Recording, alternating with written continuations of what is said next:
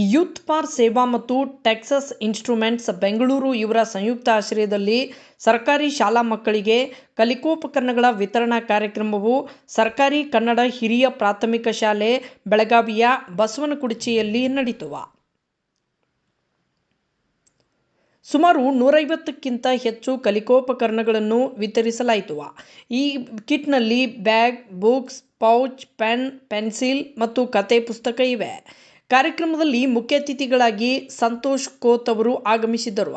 ಈ ವೇಳೆ ಮಾತನಾಡಿದ ಅವರು, ಸರ್ಕಾರಿ ಶಾಲಾ ಮಕ್ಕಳಿಗೆ ಅವರ ಕಲಿಕೆಗೆ ಅನುಕೂಲವಾಗುವಂಥ ಮತ್ತು ಚಟುವಟಿಕೆಗಳನ್ನು ಸರ್ಕಾರಿ ಶಾಲೆಯ ಅಭಿವೃದ್ಧಿಗೋಸ್ಕರ ಹಮ್ಮಿಕೊಳ್ಳುತ್ತಾ ಬಂದಿದ್ದು, ಅದೇ ರೀತಿ ಸರ್ಕಾರಿ ಶಾಲೆ ಮಕ್ಕಳು ಯಾವುದೇ ಖಾಸಗಿ ಶಾಲೆಗಿಂತ ಕಮ್ಮಿ ಇಲ್ಲ, ಎಲ್ಲದರಲ್ಲೂ ಮುಂದೆ ಇರಬೇಕೆಂದು ಪ್ರೋತ್ಸಾಹಿಸುತ್ತಾ ಬಂದಿರುವ ಸಂಸ್ಥೆ ಮತ್ತು ಮುಂದಿನ ದಿನಗಳಲ್ಲಿ ಇನ್ನೂ ಹೆಚ್ಚಿನ ಚಟುವಟಿಕೆಗಳನ್ನು ಶಾಲೆಯ ಅಭಿವೃದ್ಧಿಗೋಸ್ಕರ ಮಾಡುತ್ತೇವೆ ಎಂದು ಭರವಸೆ ನೀಡಿದರು.